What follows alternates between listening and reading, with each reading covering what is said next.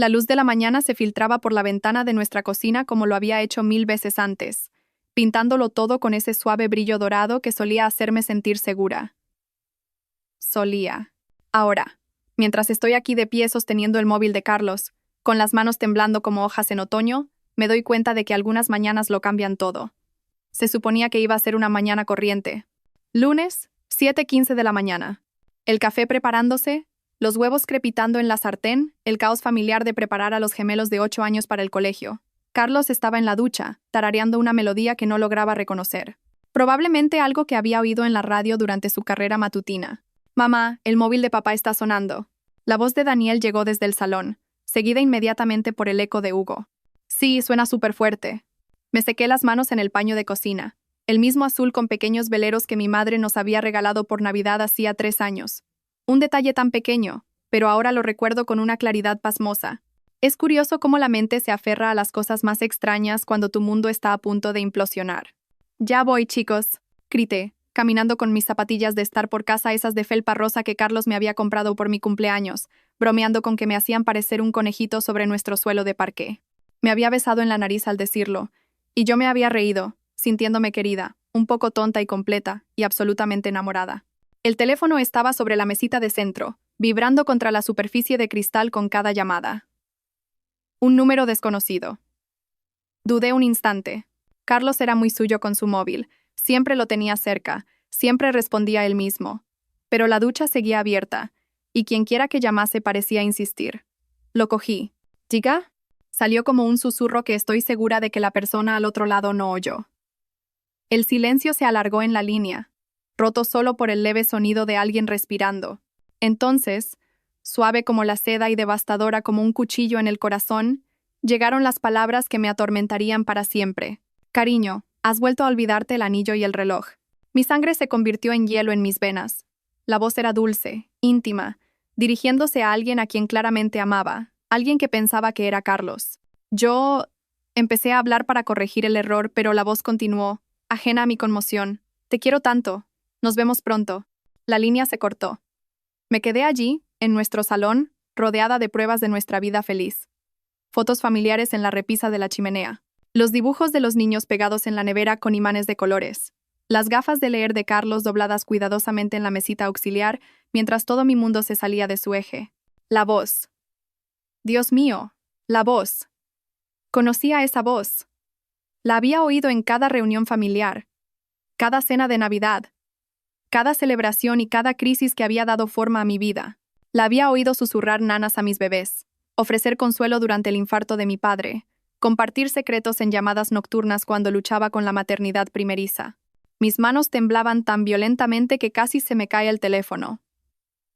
Mi respiración se volvió corta y superficial, y por un momento pensé que me desmayaría allí mismo, sobre nuestra alfombra persa, la que compramos juntos en nuestro 5º aniversario, en un viaje a Turquía. Porque esa voz amorosa e íntima, que susurraba palabras dulces a mi marido, pertenecía a alguien que nunca, jamás, debería hablarle a Carlos de esa manera. Alguien que se sentaba a nuestra mesa cada domingo. Alguien que cuidaba de mis hijos. Alguien que me llamaba cielo y traía bizcochos caseros y conocía cada detalle de mi matrimonio, mis esperanzas, mis miedos. Alguien en quien confiaba mi vida. El sonido de la ducha deteniéndose en el piso de arriba me hizo sobresaltar. Carlos bajaría en 5 minutos, con el pelo húmedo, una sonrisa radiante, preguntando qué había para desayunar, como cada mañana durante los últimos 10 años. Miré su móvil en mi mano, luego a mis gemelos coloreando en la mesa de la cocina, inocentes y hermosos, completamente ajenos a que el corazón de su madre se estaba rompiendo en 1.000.000 de pedazos. ¿Cuánto tiempo llevaba pasando esto? ¿Cuántas mentiras me había tragado? ¿Cuántas veces había recibido a mi traidora en mi casa con los brazos abiertos? Y lo más aterrador de todo, ¿qué más no sabía? 6 meses antes, si alguien me hubiera pedido que describiera mi vida, habría sonreído y dicho que era una bendecida, realmente bendecida. Vivíamos en un chalet de 2 plantas en Mirasierra, el tipo de urbanización donde los niños todavía montaban en bici hasta que se encendían las farolas y los vecinos te llevaban una tortilla de patatas cuando alguien se ponía enfermo. Mi nombre es Sofía Vargas García, y a los 32 años pensaba que lo tenía todo bajo control. Casada con mi amor del instituto Carlos, desde hacía 10 años, madre de los gemelos más guapos del mundo. hija de unos padres que todavía se cogían de la mano después de 35 años de matrimonio. Trabajaba a tiempo parcial como diseñadora gráfica desde casa, lo que me permitía estar presente para recogerlos del colegio, ir a los partidos de fútbol y todos esos pequeños momentos que conforman una infancia. Carlos era todo lo que había soñado en un marido, alto y delgado, con unos amables ojos marrones y una risa que podía llenar una habitación. Trabajaba como fisioterapeuta en la clínica de rehabilitación local, ayudando a la gente a reconstruir sus vidas después de accidentes y lesiones. Era paciente y gentil, el tipo de hombre que me dejaba notitas en la fiambrera y todavía me abría la puerta del coche. Nuestros hijos, Daniel y Hugo, acababan de cumplir 8 años. Daniel era el serio, siempre leyendo, siempre preguntando cómo funcionaban las cosas. Hugo era nuestro comediante, el que podía hacer reír a cualquiera con sus imitaciones perfectas y sus caras graciosas. Ambos tenían los ojos marrones de Carlos y mi barbilla terca. Las comidas de los domingos eran sagradas en nuestra casa. Cada semana, mis padres, Carmen y Manuel, venían, junto con mi tía Laura y, a veces, su marido Sergio, cuando no estaba de viaje por trabajo. Sergio era consultor para empresas de ingeniería, siempre volando para inspeccionar puentes o edificios en lugares lejanos. Un hombre encantador, pero pasaba más tiempo fuera que en casa. La tía Laura era la hermana menor de mi madre, y desde que era pequeña, había sido más como una segunda madre para mí. Nunca tuvo hijos propios, algo que siempre la entristecía un poco en las fiestas, pero volcó todo ese amor maternal en ser la mejor tía y tía abuela del mundo. Aparecía en nuestra casa con regalos sin motivo. Llevaba a los niños al cine cuando Carlos y yo necesitábamos una noche para nosotros. Recordaba cada momento importante de nuestras vidas. Cuando tuve depresión posparto después de que nacieran los gemelos, vino todos los días durante 2 semanas sosteniendo a los bebés, asegurándose de que comiera, me duchara y recordara que seguía siendo humana debajo de todo ese agotamiento. La familia lo es todo, decía siempre, abrazándome fuerte. Nos mantenemos unidos, pase lo que pase. Yo la creía. Dios me ayude, me creí cada palabra. El domingo anterior a esa terrible mañana de lunes, habíamos tenido una de nuestras habituales comidas familiares. Mi madre había preparado un delicioso cocido. Mi padre había contado su repertorio de chistes de padre que hacían que los niños rieran a carcajadas. Y la tía Laura había traído galletas caseras con pepitas de chocolate que desaparecieron en minutos. Los mimas demasiado me había reído, viendo a Daniel y Hugo devorar las galletas con las caras manchadas de chocolate. Para eso están las tías abuelas, había respondido ella, alborotando el pelo de Hugo. Luego había mirado a Carlos con lo que yo pensé que era simple afecto familiar. Tienes suerte de tener un hombre tan bueno, Sofía. No lo des por sentado nunca. Nunca había dicho yo, alargando la mano para apretar la de Carlos. Él me había devuelto el apretón, pero ahora recuerdo cómo sus ojos se habían apartado de los míos. Cómo había parecido distraído durante la comida, mirando su móvil más de lo habitual. Cómo no me di cuenta, cómo pude ser tan ciega. Esa noche, después de que todos se hubieran ido y los niños estuvieran en la cama, encontré a Carlos en la terraza, mirando las estrellas. ¿Todo bien?, pregunté, sentándome en la silla a su lado. Solo pensaba, dijo. En lo bien que estamos. Esta vida, esta familia. A veces me pregunto si me lo merezco todo. Pensé que era un gesto dulce, ese momento de gratitud de mi marido. Le besé la mejilla y le dije que se merecía toda la felicidad del mundo. Si hubiera sabido en qué estaba pensando realmente, en quién estaba pensando realmente, habría salido corriendo y gritando en la noche. Pero no lo sabía. Todavía vivía en mi pequeña burbuja perfecta donde la familia lo era todo. El amor era sagrado y las personas en las que más confiabas nunca, jamás, te romperían el corazón. La burbuja estaba a punto de estallar. Después de esa devastadora llamada, tuve exactamente 4 minutos para recomponerme antes de que Carlos bajara. 4 minutos para ocultar que mi mundo entero acababa de resquebrajarse por la mitad. Dejé su móvil en la mesita de centro, exactamente donde lo había encontrado, y me obligué a moverme con normalidad, a respirar con normalidad, a ser la esposa y madre que había sido solo 5 minutos antes. «Buenos días», guapa, dijo Carlos al entrar en la cocina, con el pelo todavía húmedo de la ducha. Me besó la mejilla como siempre, pero me encogí antes de poder evitarlo. «¿Estás bien?», preguntó, y noté algo en su voz. Preocupación, pero también algo de recelo. «Bien logré decir». Solo pensaba en la presentación para el cliente de Valencia. Era mentira. Había terminado esa presentación hacía 3 días. Pero Carlos asintió y cogió su taza de café, aparentemente aliviado por la explicación. «Chicos, 5 minutos para irnos al cole», gritó. Y vinieron corriendo, con las mochilas rebotando, Daniel agarrando un libro y Hugo ya hablando del proyecto de ciencias que tenía que entregar el viernes. Observé esta rutina matutina desarrollarse como cientos de veces antes, pero ahora todo se sentía diferente. Falso. Como si estuviera viendo a extraños representar una obra sobre mi vida. Cuando Carlos cogió su móvil, mi corazón martilleó contra mis costillas. ¿Volvería a sonar? ¿Volvería a llamar ella? Pero él solo echó un vistazo a la pantalla y se lo guardó en el bolsillo. Nos vemos esta noche, dijo, besándome la frente. Te quiero. Las palabras se sintieron como cristales en mi pecho. ¿Cómo podía decirme eso a mí cuando se lo estaba diciendo a otra persona? Cuando esa otra persona era, no podía pensar en ello. Todavía no. Necesitaba pruebas. Necesitaba estar absolutamente segura antes de dejar que esta sospecha lo destruyera todo. Pero mientras lo veía salir por la puerta con nuestros hijos, bromeando sobre algo que los hacía reír, sentí la primera grieta de lo que se convertiría en un colapso total. El día se extendió interminablemente ante mí. Intenté trabajar, pero cada vez que abría el portátil, mi mente volvía a esa voz familiar y querida pronunciando palabras que nunca deberían haber sido pronunciadas. Me encontré moviéndome por la casa como una detective en mi propia vida, viendo cosas que nunca antes había notado. El móvil de Carlos siempre boca abajo sobre las superficies. Su nueva costumbre de atender llamadas fuera, alegando que eran del trabajo. La forma en que había empezado a trabajar hasta tarde más a menudo, quedándose en la clínica por papeleo o cursos de formación. Y los regalos. Pequeñas cosas que había atribuido a su consideración. Ropa nueva para el gimnasio, porque pensé que te quedaría genial este color. Un collar. Sin más, porque lo vi y pensé en ti. Cenas en restaurantes más caros sin ninguna ocasión especial. Regalos de culpa. La revelación me golpeó como un puñetazo. Me estaba comprando regalos para aliviar su conciencia. Para cuando los niños volvieron del colegio, sentía que apenas me mantenía entera. Entraron por la puerta llenos de energía e historias sobre su día, y me obligué a escuchar, a responder apropiadamente, a ser su madre aunque mi mundo se estuviera desmoronando. Mami, ¿puede venir la tía Laura este fin de semana? Preguntó Hugo mientras le ayudaba con los deberes. Prometió enseñarme a hacer esas galletas. La mención de su nombre me heló la sangre. Ya veremos, cariño, logré decir. Es la mejor, añadió Daniel, sin levantar la vista de sus problemas de matemáticas. Espero que cuando sea mayor, encuentre a alguien tan simpática como la tía Laura para casarme.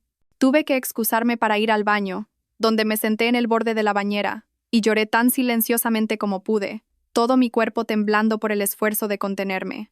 Esa noche, después de que los niños estuvieran en la cama, me senté frente a Carlos en la mesa de nuestra cocina, observándolo leer expedientes de pacientes y tomar notas con su letra cuidadosa. Parecía tan normal, tan parecido al hombre del que me había enamorado, que por un momento casi me convencí de que lo había imaginado todo. Carlos, dije en voz baja. Él levantó la vista, con el bolígrafo aún suspendido sobre sus papeles. ¿Me quieres? Algo parpadeó en su rostro. Sorpresa, culpa, algo que no pude identificar del todo. Claro que te quiero. ¿Qué clase de pregunta es esa? No sé, dije con sinceridad. Últimamente he estado pensando en nosotros, en nuestro matrimonio. ¿Eres feliz? Dejó el bolígrafo y extendió la mano sobre la mesa para tomar la mía. Su tacto, antes tan reconfortante, ahora se sentía extraño. Sofía, ¿a qué viene esto? ¿He hecho algo mal? La preocupación en su voz sonaba genuina, y por un instante salvaje, consideré contárselo todo. La llamada, mis sospechas, la forma en que sentía mi corazón como si lo estuvieran aplastando lentamente, pero no podía. Aún no.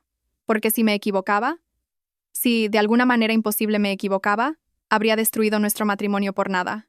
¿Y si tenía razón? Si tenía razón, necesitaba ser inteligente sobre lo que venía después. No dije finalmente, no has hecho nada malo. Solo es que, te quiero a nuestra familia, quiero asegurarme de que nunca lo demos por sentado. Apretó mi mano, pero su sonrisa no llegó del todo a sus ojos. No lo haremos, te lo prometo. Otra mentira, me estaba convirtiendo en una experta en reconocerlas. Esa noche, me quedé despierta escuchando a Carlos respirar a mi lado, preguntándome cuánto tiempo llevaba engañándome, si la mujer que sospechaba era solo la última, o si había habido otras, si algo de nuestra vida juntos había sido real. Pero sobre todo me preguntaba por ella, por la tía Laura, que me había abrazado cuando lloraba, que había celebrado cada hito de mi vida, que se había sentado a la mesa de mi cocina apenas ayer y me había mirado a los ojos mientras planeaba su próxima cita con mi marido. ¿Cómo podía alguien hacer eso? ¿Cómo podía alguien que decía quererte destruirte de una forma tan completa? A medida que pasaban las horas y se acercaba el amanecer, tomé una decisión. Iba a descubrir la verdad. Toda. Y cuando lo hiciera, iban a pagar por ello.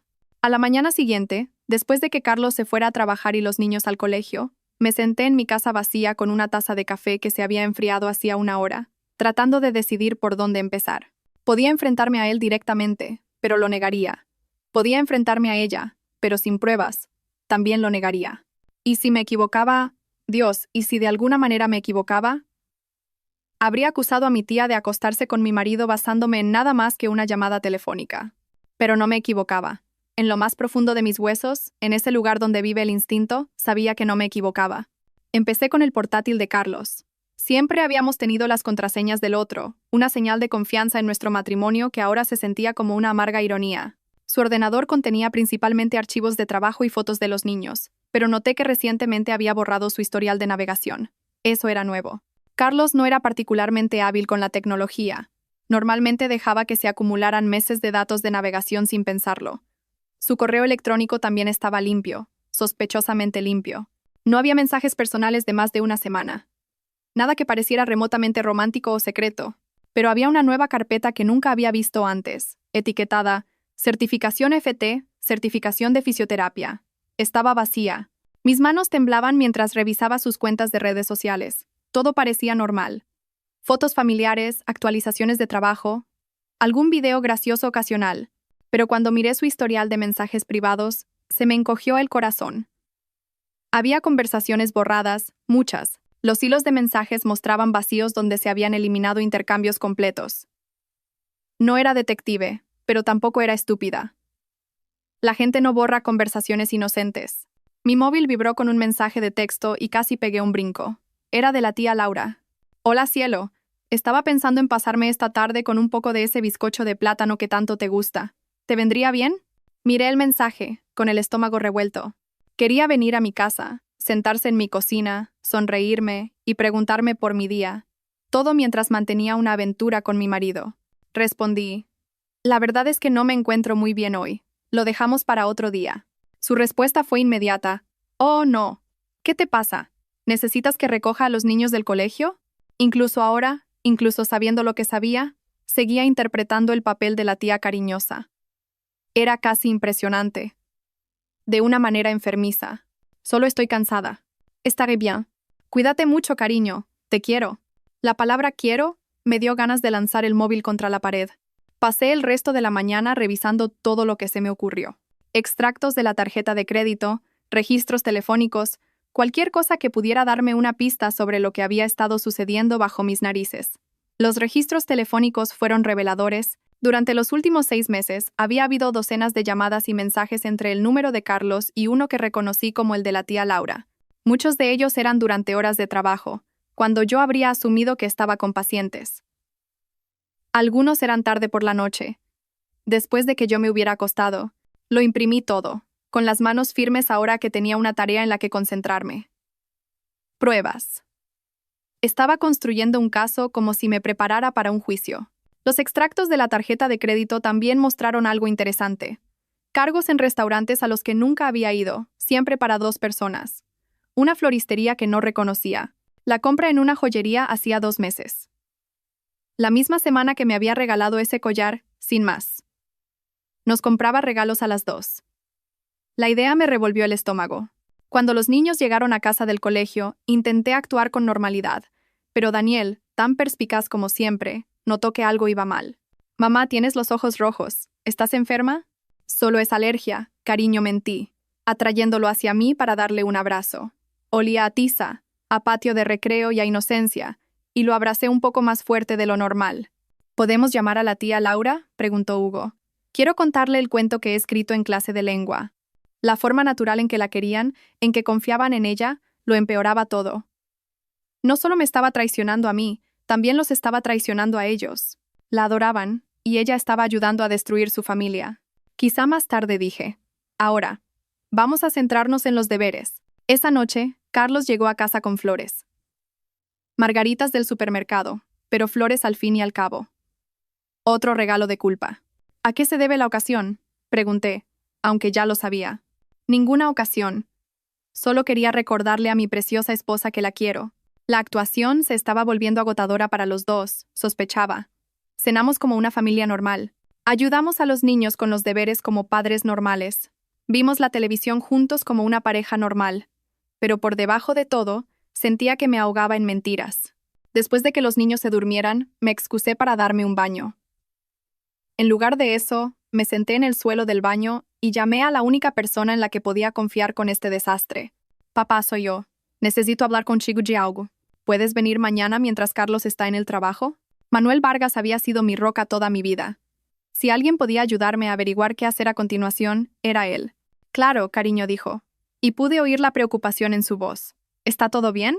No dije, y fue lo más honesto que había dicho en todo el día. No, no está nada bien. Mi padre llegó a la mañana siguiente exactamente a las 10, con 2 cafés de nuestra cafetería favorita y la expresión preocupada que recordaba de mi adolescencia cada vez que lo llamaba pidiendo ayuda. Manuel Vargas tenía 63 años. Era un jefe de obra jubilado con las manos callosas y esa clase de presencia serena que te hacía sentir segura solo con estar en la misma habitación. Había construido la primera casa de nuestra familia con sus propias manos. Me había enseñado a cambiar una rueda, a llevar las cuentas y a no dejar que nadie me hiciera sentir pequeña. Si había alguien en el mundo en quien podía confiar con esta pesadilla, era él. Cuéntamelo, cariño, dijo, sentándose en su sitio habitual en la mesa de nuestra cocina, la silla que le daba la mejor vista del jardín donde solía empujar a los niños en los columpios. Le conté todo. La llamada, la voz que había reconocido, todas las pruebas que había reunido en los últimos 2 días. Vi cómo su rostro cambiaba mientras hablaba, cómo envejecía 10 años en 10 minutos.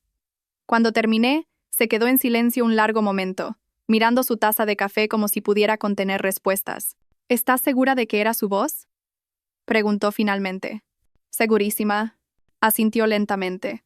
¿Cuánto tiempo crees que lleva pasando esto? Saqué los registros telefónicos que había impreso. Basándome en esto, al menos 6 meses, quizá más. Mi padre estudió las páginas. Su mandíbula se tensó mientras asimilaba la frecuencia de las llamadas, las horas, el patrón de engaño que estaba allí, en blanco y negro. Hijo de puta, murmuró. Rara vez había oído a mi padre maldecir.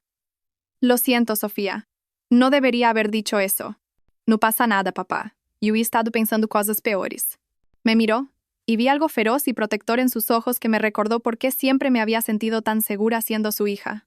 ¿Qué quieres hacer?, preguntó. Era la pregunta que me había estado haciendo durante 2 días. ¿Qué quería? ¿Justicia? ¿Venganza? ¿Solo la verdad? Quiero pruebas, dije. Pruebas que nadie pueda negar o justificar. Y luego quiero que afronten las consecuencias de lo que han hecho. ¿Qué tipo de consecuencias? Pensé en mis hijos durmiendo tranquilamente en sus camas arriba. En la vida que habíamos construido, que se basaba en mentiras. En la hermana que mi madre amaba y en la que confiaba, que había estado traicionando a toda nuestra familia. Quiero que se vaya, dije. Fuera de mi vida, de mi casa, de la vida diaria de mis hijos. Quiero un divorcio que nos proteja económicamente a mí y a los niños. Y quiero que todo el mundo sepa lo que hicieron. Mi padre asintió con aprobación. Eso suena a un plan. Pero Sofía, si vas a hacer esto, tienes que ser inteligente. No puedes dejar que las emociones guíen tus decisiones. Lo sé. ¿De verdad? Porque ahora mismo estás herida y enfadada, y esos son sentimientos válidos. Pero si quieres salir de esto, en la mejor posición posible, tienes que pensar estratégicamente. Tenía razón. Había pasado 48 horas en caída libre emocional, pero ahora necesitaba ser práctica. ¿Tú qué harías?, pregunté. Mi padre se reclinó en la silla y pude ver su mente trabajando. Primero necesitas una abogada, no una cualquiera. Alguien que se especialice en casos de divorcio y sepa cómo proteger tus intereses. Segundo, necesitas más pruebas. Fotos, conversaciones grabadas, algo que haga su aventura innegable. Tercero, necesitas proteger vuestros bienes. Asegúrate de que no pueda vaciar las cuentas bancarias u ocultar dinero. ¿Y mamá? Esta era la parte que más me aterrorizaba. Mi madre, Carmen, adoraba a su hermana. Hablaban todos los días. Comían juntas 2 veces por semana. Lo compartían todo. Enterarse de que Laura había traicionado a nuestra familia la destruiría. La expresión de mi padre se suavizó. Le diremos a tu madre cuando sea el momento adecuado. Pero Sofía, va a necesitar tiempo para procesar esto. Laura no es solo tu tía. Ha sido la mejor amiga de Carmen durante 60 años. Lo sé, pero merece saber la verdad. La merece. Pero primero organicemos todo bien. Pasamos el resto de la mañana planeando. Mi padre me dio el nombre de una abogada de la que había oído hablar muy bien, Raquel Matías, que tenía fama de ser inteligente, minuciosa y absolutamente implacable cuando sus clientes eran agraviados. Ayudó a la hija de Jorge con su divorcio el año pasado, dijo. Dejó a ese marido infiel en la ruina. Para cuando mi padre se fue, sentí algo que no había sentido en días. Esperanza. No la esperanza de que mi matrimonio pudiera salvarse, eso estaba muerto y enterrado, sino la esperanza de que podría superar esto y construir algo mejor al otro lado. Esa tarde, llamé al despacho de Raquel Matías. Bufete de abogados Matías. Dígame, respondió una voz nítida. Quisiera pedir una cita con Lastra Matías. Es por un divorcio. Por supuesto. ¿Puede darme algunos datos básicos? Mientras daba mi nombre y detalles, sentí que estaba cruzando un puente sin retorno. Pero por primera vez desde el lunes por la mañana, no estaba aterrorizada por lo que me esperaba. Estaba lista para luchar. El despacho de Raquel Matías no era nada como lo que esperaba. En lugar del ambiente estéril e intimidante de un bufete de abogados que había imaginado, su espacio se sentía cálido y acogedor. Había plantas junto a las ventanas, fotos familiares en su escritorio, y las sillas eran realmente cómodas. La propia Raquel también fue una sorpresa. Pequeña y probablemente en sus 40, con ojos amables detrás de unas gafas de diseño y un apretón de manos que transmitía tanto fuerza como compasión. Gracias por recibirme con tan poca antelación, dije mientras cerraba la puerta detrás de nosotras. Su padre habló muy bien de usted cuando llamó, respondió, sentándose detrás de su escritorio. También dijo que se enfrenta a una dinámica familiar complicada. Había pasado el viaje hasta allí ensayando lo que diría, pero ahora que estaba aquí, las palabras parecían insuficientes. Mi marido me es infiel, dije simplemente. Con mi tía. La expresión de Raquel no cambió, pero vi que cogía un bolígrafo y acercaba un bloc de notas. Cuéntemelo todo. Y lo hice. Por tercera vez en una semana, conté toda la sórdida historia. La llamada, la investigación, las pruebas que había reunido. Raquel tomó notas, hizo preguntas aclaratorias, y ni una sola vez pareció sorprendida o crítica. Cuando terminé, dejó el bolígrafo y me miró directamente. Sofía, voy a preguntarle algo, y quiero que lo piense detenidamente antes de responder. ¿Qué quiere conseguir con esto? Quiero el divorcio. Quiero la custodia de mis hijos. Quiero asegurarme de estar protegida económicamente. Esos son todos objetivos alcanzables. Pero oigo algo más. Quiere justicia. Quiere que afronten las consecuencias de su traición. ¿Es correcto? Asentí. Bien dijo. Y ahora había acero en su voz. Porque en mi experiencia, las personas que son infieles no solo hieren a sus cónyuges. Hieren a familias enteras. Los niños sufren. Las familias extensas son destruidas. Y los infieles a menudo se van pensando que pueden empezar de nuevo sin afrontar consecuencias reales. ¿Entonces me ayudará? La ayudaré. Pero vamos a hacerlo bien. Para cuando terminemos, su marido entenderá exactamente lo que ha perdido, y su tía entenderá exactamente lo que le han costado sus decisiones. Durante la siguiente hora, Raquel esbozó una estrategia que era a la vez completa y quirúrgica. Recopilaríamos pruebas irrefutables de la aventura. Documentaríamos los bienes e ingresos de Carlos para asegurarnos de que no pudiera ocultar dinero. Construiríamos un caso de custodia que priorizara el bienestar de los niños, y nos aseguraríamos de que cuando la verdad saliera a la luz, lo hiciera de una manera que me protegiera a mí y a los niños mientras exponía el alcance total de la traición. Voy a necesitar que sea más fuerte que nunca, me advirtió Raquel. Este proceso va a ser emocionalmente brutal. Habrá momentos en los que querrá rendirse, en los que el camino más fácil parecerá dejar que se salgan con la suya. ¿Podrás soportarlo? Pensé en mis hijos, en la vida que quería construir para ellos, en el ejemplo que quería darles. Sí, puedo soportarlo. Entonces, manos a la obra. El primer paso fue contratar a un detective privado. Raquel recomendó a alguien con quien había trabajado antes. Un ex detective de policía llamado Marcos Díaz, especializado en casos matrimoniales. Es discreto, minucioso, y lo documenta todo correctamente para que pueda usarse en el juicio, explicó. Si su marido y su tía se reúnen regularmente, Marcos conseguirá las pruebas que necesitamos. El segundo paso era la protección financiera.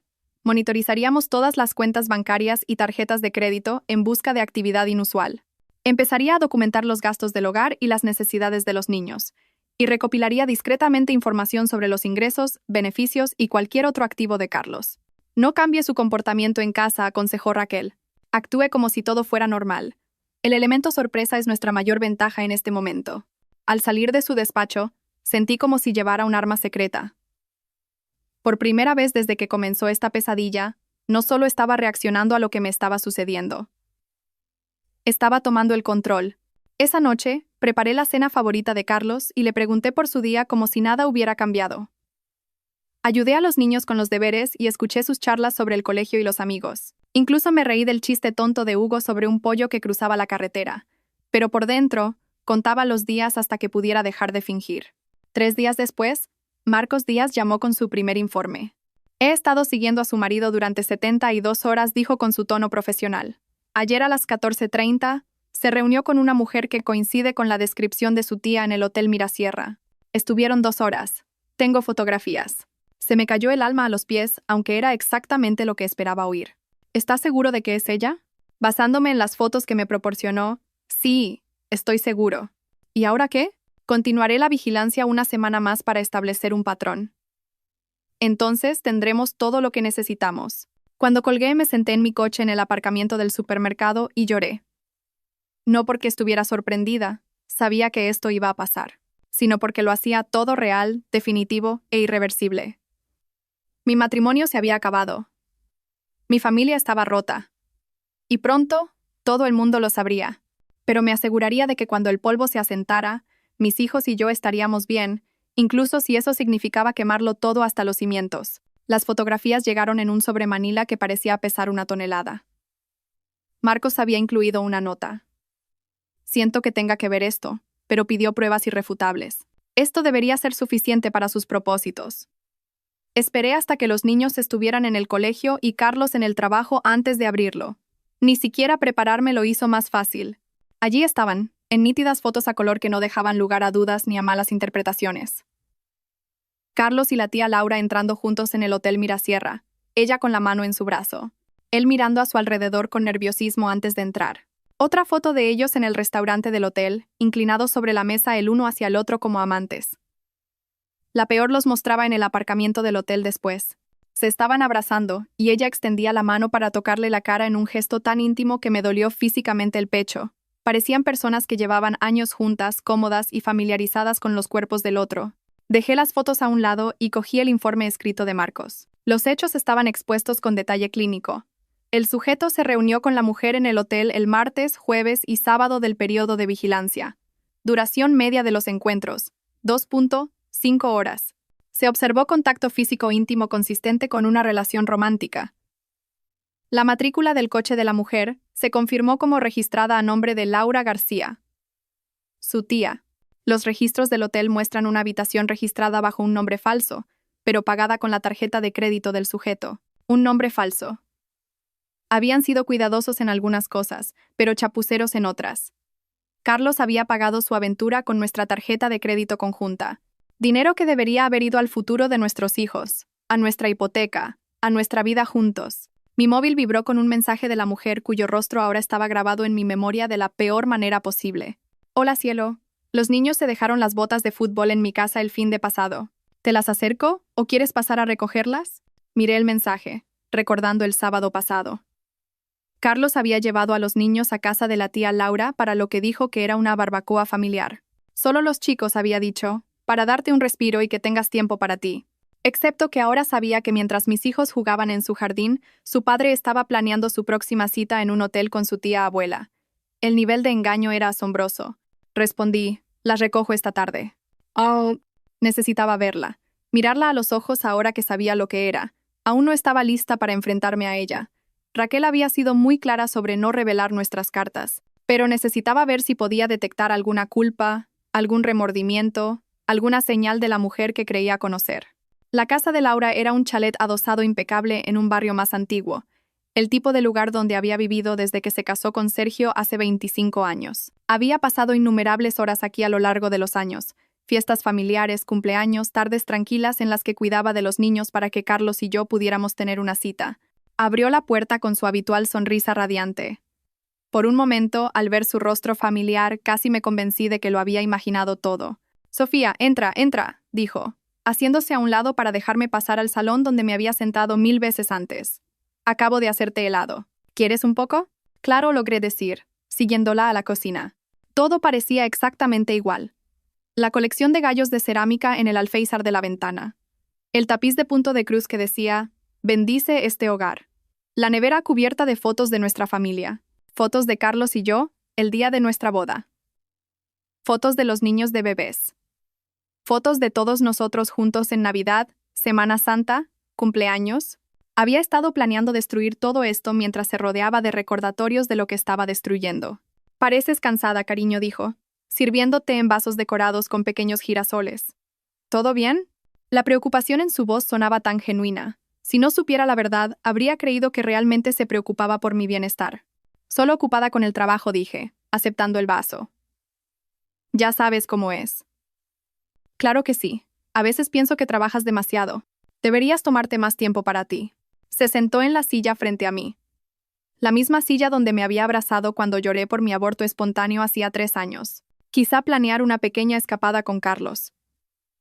Yo estaría encantada de cuidar de los niños. La audacia era sobrecogedora. Me estaba sugiriendo que me fuera para que ella pudiera tener más tiempo con mi marido. Es muy amable por tu parte ofrecerte, dije, orgullosa de lo normal que sonaba mi voz. Pero Carlos ha estado muy ocupado en el trabajo últimamente. Muchas noches hasta tarde, cursos de formación los fines de semana. Ya sabes lo dedicado que es. Algo parpadeó en su rostro tan rápidamente que casi me lo pierdo. ¿Culpa? ¿Miedo? ¿O estaba satisfecha de que me estuviera creyendo las mentiras? Es muy dedicado, sí convino. Tienes suerte de tener un marido tan trabajador. La tengo, dije, tomando un sorbo de té que sabía a cenizas, aunque a veces me preocupa que trabaje demasiado. Últimamente recibe muchas llamadas, incluso a primera hora de la mañana. Esta vez la reacción fue inconfundible. Su mano se apretó alrededor del vaso y un rubor le subió por el cuello. Ah, dijo, intentando sonar casual. ¿Llamadas de trabajo? Supongo. Aunque el otro día llamó a alguien y parecía pensar que hablaba con él, dijo algo sobre que se había olvidado un anillo y un reloj. La cosa más rara, observé su rostro con atención. El color desapareció por completo de sus mejillas. Dejó el vaso con manos temblorosas. Qué extraño, tartamudeó. ¿Verdad? Quiero decir, ¿quién llama a alguien por unas joyas a las 7 de la mañana?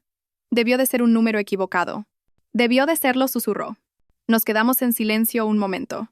Y prácticamente pude ver su mente trabajando a toda velocidad, tratando de averiguar cuánto sabía, cuánto peligro corría. Bueno, dije, levantándome, debería coger esas botas y volver a casa. Los niños tienen entrenamiento esta noche. Claro, dijo, levantándose demasiado rápido. Están en el armario del pasillo. Mientras recuperaba las botas, noté que sus manos todavía temblaban. Cuando me las entregó, no pudo mirarme a los ojos. Sofía dijo cuando estaba a punto de abrir la puerta. Sabes que te quiero, ¿verdad?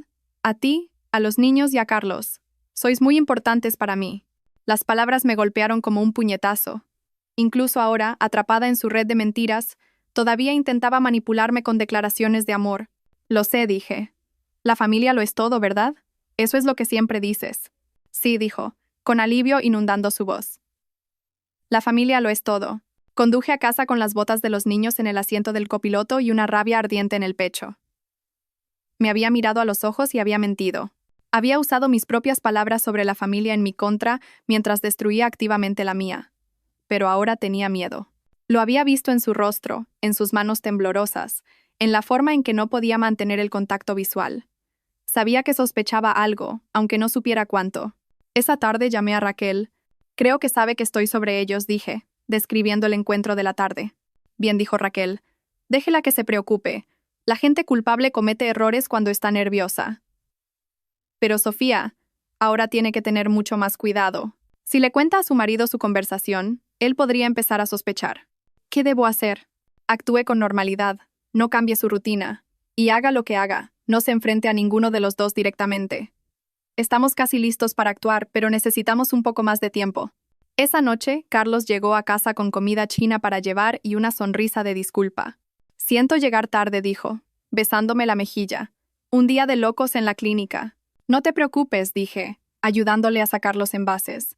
¿Qué tal tu día? ¿Algo interesante? No mucho. Lo de siempre. Pero noté que evitaba el contacto visual y que su móvil vibraba más de lo habitual. Ah, y llamó Laura a la clínica.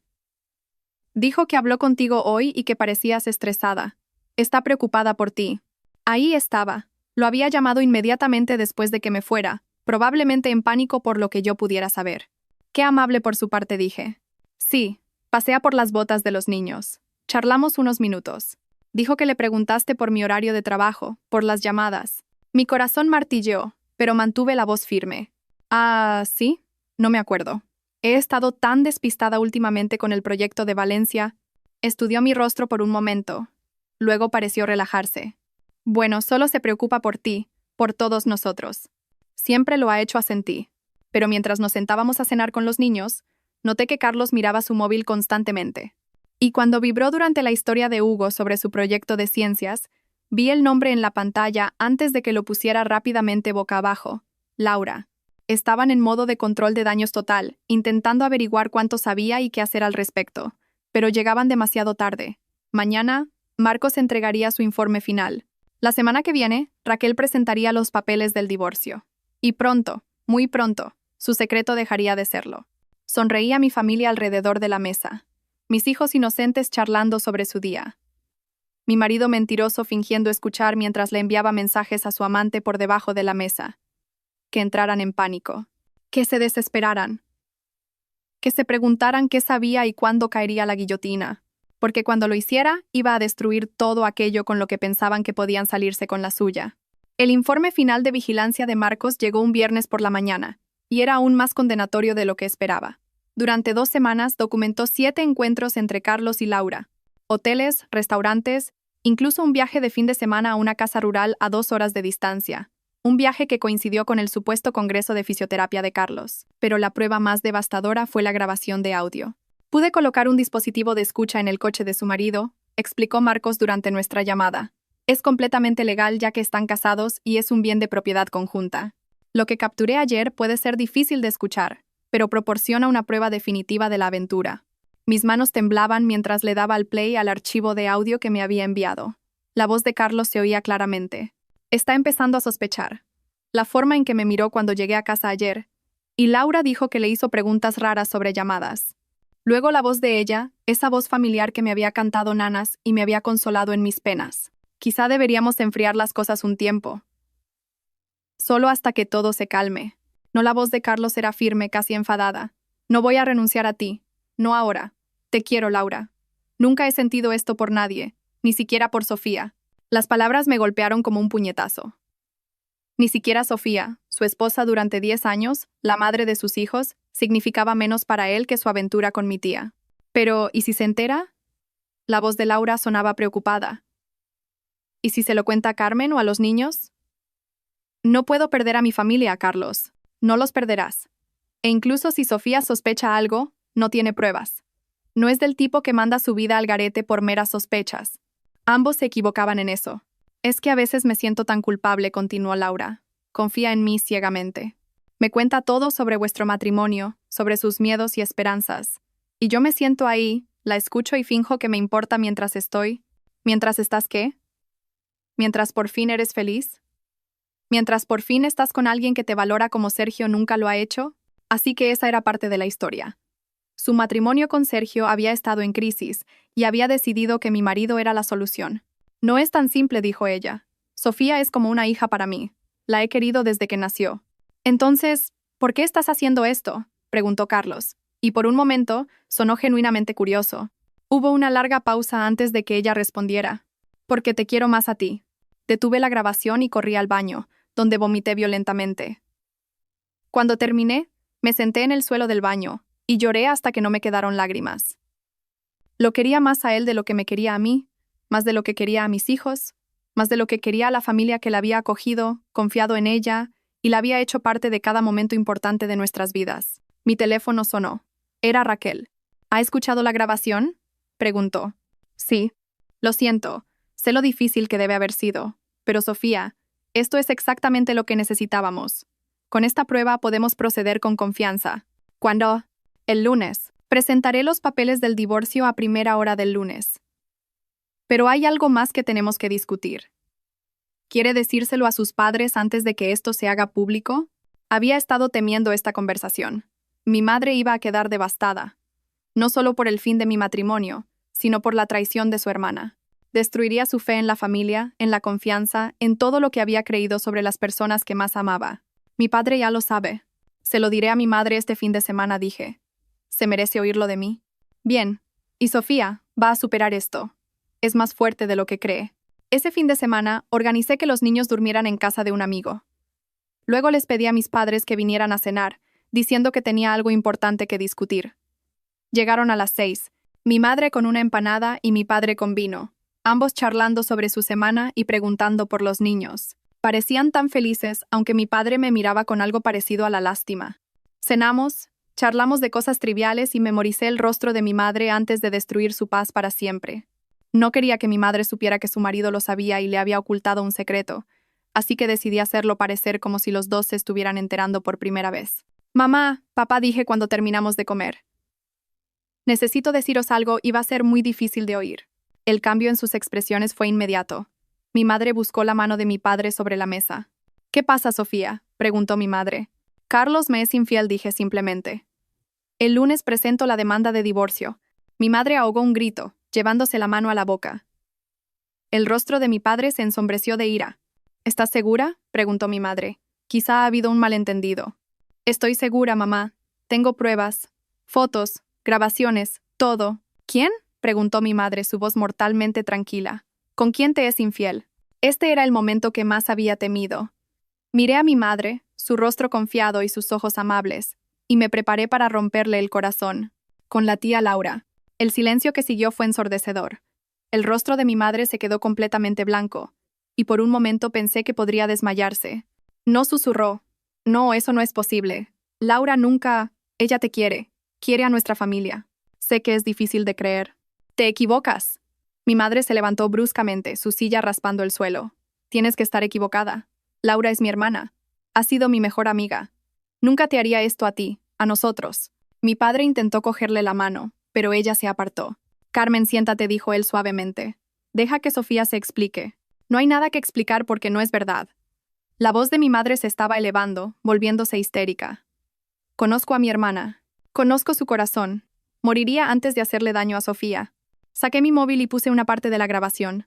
La voz de Laura llenó nuestra cocina. Porque te quiero más a ti. Mi madre se desplomó de nuevo en su silla como si las piernas le hubieran fallado. El sonido que salió de su garganta apenas era humano. Un lamento agudo de dolor y traición que nunca olvidaré. Mi padre estuvo a su lado en segundos, atrayéndola a sus brazos mientras ella sollozaba contra su pecho. ¿Cuánto tiempo?, me preguntó por encima de su cabeza.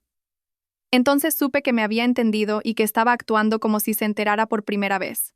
No sé cuánto, pero parece que lleva mucho tiempo. Voy a matarlo. Voy a matarlos a los dos, gritó mi padre. No, papá, estamos manejando esto legalmente. Raquel tiene todo bajo control. Pero no estaba escuchando. Sostenía a su esposa mientras ella se desmoronaba, y pude ver la rabia acumulándose en sus ojos. 60 años sollozaba mi madre. 60 años la he querido. He confiado en ella. Lo he compartido todo con ella. ¿Cómo ha podido hacer esto? ¿Cómo ha podido mirarme a los ojos y mentirme cada día? No tenía una respuesta para eso. No creía que la hubiera. Nos quedamos en mi cocina durante 2 horas mientras mi madre lloraba y mi padre la abrazaba, y yo intentaba explicar todo lo que había descubierto. Para cuando se fueron, mi madre parecía haber envejecido una década.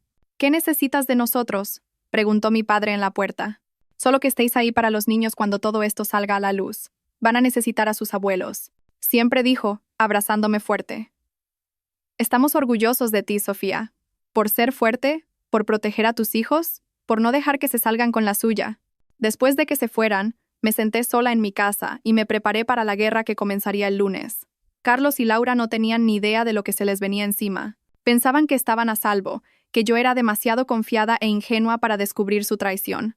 Estaban a punto de aprender cuán equivocados estaban. El lunes por la mañana llegó gris y frío, a juego con mi estado de ánimo. Preparé a los niños para el colegio como siempre. Le hice el café a Carlos como siempre. Le di un beso de despedida como siempre. Pero por dentro, contaba las horas hasta que su mundo implosionara.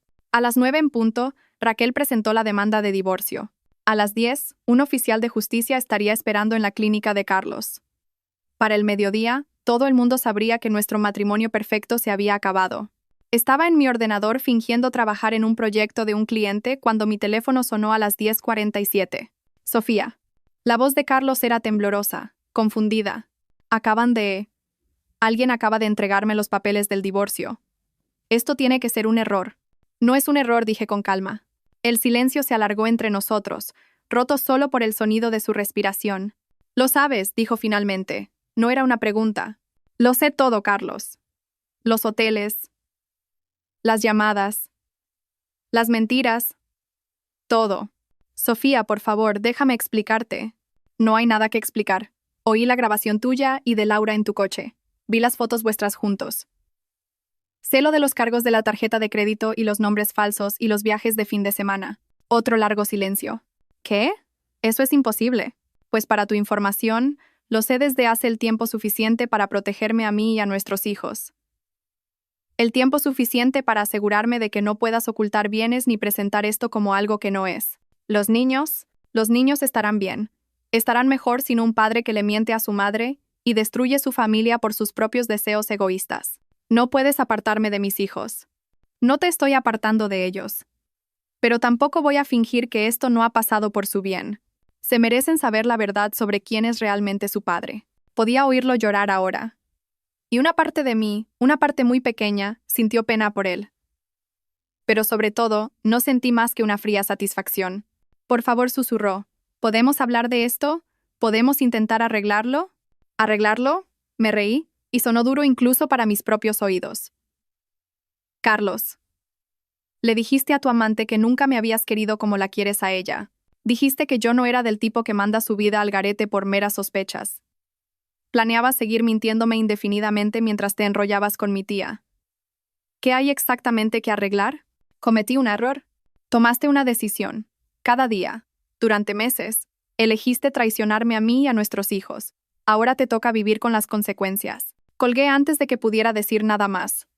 Mi teléfono empezó a vibrar inmediatamente con mensajes y llamadas. Carlos, Laura, incluso mi madre, que ya debía de haberse enterado por Laura. Los ignoré todos. A las 16:30, cuando los niños volvieron del colegio, los senté en la mesa de la cocina con leche y galletas, como siempre.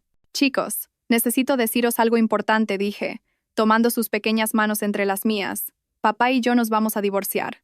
La cara de Daniel se arrugó de inmediato. ¿Por qué? ¿Hicimos algo malo? No, cariño. Esto no tiene nada que ver con vosotros. A veces los mayores toman decisiones que hacen daño a sus familias, y eso es lo que ha pasado aquí. ¿Papá se va de casa?, preguntó Hugo, con voz apenas audible. Sí, pero seguirá siendo vuestro padre y seguirá queriéndoos. Eso nunca cambiará. ¿Y la tía Laura?, preguntó Daniel. ¿Seguiremos viéndola? Respiré hondo. La tía Laura tomó algunas decisiones muy malas que hicieron daño a nuestra familia. No la veremos durante un tiempo. Lloraron, por supuesto. Los abracé a ambos mientras sollozaban, y les prometí que estaríamos bien, que yo cuidaría de ellos, que su mundo no se acababa, aunque lo pareciera. Esa noche, Carlos vino a casa a hacer una maleta. Los niños estaban en casa de mis padres, ahorrándoles la incomodidad de ver a su padre mudarse. Sofía dijo cuando me vio en la cocina. «Por favor, ¿podemos hablar?» Hablar, dije, sin levantar la vista de los platos que estaba lavando. Nunca quise que esto pasara. Simplemente... Empezó como una amistad y luego decidiste acostarte con mi tía mientras me mentías a la cara cada día. ¿Sabes lo horrible que es eso? Sea como parece. Parece exactamente lo que es. Una traición a todo lo que construimos juntos. Se quedó callado un momento. ¿Y los niños? ¿Qué pasa con ellos? Quiero la custodia compartida. Quiero ser parte de sus vidas. Finalmente me giré para mirarlo. Deberías haber pensado en eso antes de decidir que tu aventura era más importante que tu familia. No puedes castigar a los niños porque estás enfadada conmigo. No estoy castigando a nadie. Pero tampoco voy a fingir que eres el mismo hombre con el que me casé. Los niños te verán, pero será bajo mis condiciones. Cuando yo decida que están preparados, 3 meses después, el divorcio fue definitivo. Carlos obtuvo visitas supervisadas cada 2 fines de semana. Yo me quedé con la casa, la custodia principal y suficiente pensión compensatoria para asegurar que los niños y yo estuviéramos económicamente seguros. Laura intentó llamarme docenas de veces en esas primeras semanas. Envió cartas, correos electrónicos, incluso apareció en mi puerta una vez. Nunca respondí. Para mí, estaba muerta. Mi madre fue la que más luchó. Había perdido a su hermana y su fe en la familia de golpe. Pero lentamente, con la ayuda de mi padre y terapia, empezó a sanar. Sigo pensando en todas las veces que se sentó en mi cocina y me escuchó preocuparme por ti y Carlos, dijo mi madre una tarde. Todas las veces que me consoló cuando estaba preocupada por vuestro matrimonio. Sabía exactamente lo que iba mal porque ella lo estaba causando. Lo siento, mamá. Sé cuánto la querías. La quería. Sí. Pero la mujer que yo quería nunca existió, ¿verdad? Solo era una máscara que ocultaba a alguien que podía destruir a su propia familia sin pensárselo 2 veces. 6 meses después del divorcio, me enteré por amigos comunes que Carlos y Laura habían roto. Al parecer, la realidad de su relación, sin la emoción del secretismo y la traición, no era tan atractiva como habían pensado. No sentí nada al oír la noticia. Ni satisfacción, ni reivindicación. Nada. Destruyeron mi matrimonio y mi familia por algo que no duró ni un año. Pero los niños y yo prosperábamos. Habíamos seguido adelante, construido una nueva vida, aprendido a confiar de nuevo.